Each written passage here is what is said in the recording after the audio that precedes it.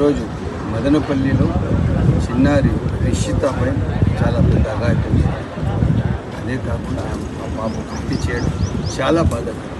నేను వాళ్ళ తల్లిదండ్రులు కూడా ఫోన్ చేసి మాట్లాడాను. అసెంబ్లీ ఉన్నందువల్ల అసెంబ్లీకి తెల్లారి రావడం జరిగింది.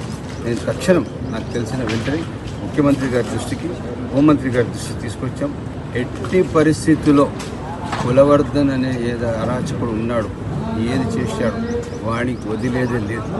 ఎట్టి పరిస్థితుల్లో వాడికి ఉరిశిక్ష కానీ లేదా 14 సంవత్సరాల జీవిత ఖైదు కానీ వేపించి ఆ బిడ్డకు న్యాయం చేస్తామని చెప్పి తెలియజేస్తుంది. ఈరోజు నేను అక్కడ ఉండింటే తప్పకుండా ఈరోజే వాడికి చేసే పని చేసేవాడు. తప్పకుండా తల్లిదండ్రులు, మీరు ఆ కుటుంబ సభ్యులు, మీరు ఎవరు కూడా ఏమాత్రం అభద్రతగా మీరు బాధపడే అవసరం లేదు. నేను మీతో ఉన్నాను. ఆ సమస్య నా సమస్యగా తీసుకొని తప్పకుండా దాన్ని పరిష్కారం చేస్తాము.